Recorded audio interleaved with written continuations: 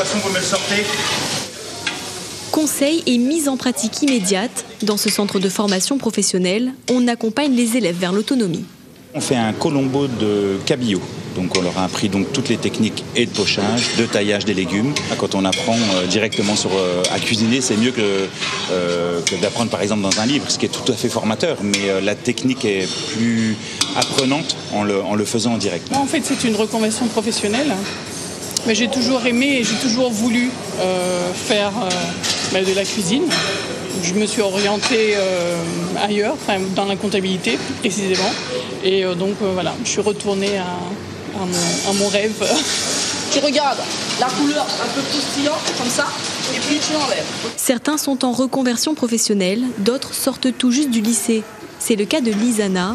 À 16 ans, elle choisit de se lancer dans un métier qui la passionne. C'est ma mamie. Ma mamie, elle m'a toujours fait la cuisine. Quand j'étais petite, j'étais toujours avec elle. Ça vient de génération en génération, en fait. C'est une passion? Oui, je l'adore. C'est toujours la voie que j'ai voulu faire et que je vais continuer même.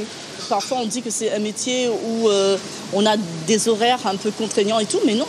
C'est un métier de passion. Et puis, comme je dis toujours, les gens, ils vont aimer toujours manger.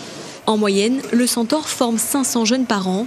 Son directeur remarque un certain regain d'intérêt pour l'hôtellerie-restauration. Aujourd'hui, les efforts qui sont faits au niveau des restaurateurs sur les semaines de 4 jours, les coupures valorisées ou autres, redonnent en tout cas une image valorisante à ce secteur.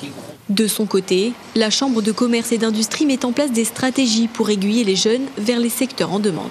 Nous avons une cellule de veille pour détecter justement ces métiers en tension. Quand nous savons qu'il y a 41 000 jeunes qui sont sans emploi, sans formation. Et donc nous nous adaptons aussi pour inciter les jeunes par des journées portes ouvertes, pour inciter les jeunes à venir découvrir les métiers. Dans cette même démarche, le Centaure prévoit une journée portes ouvertes le 20 mars prochain.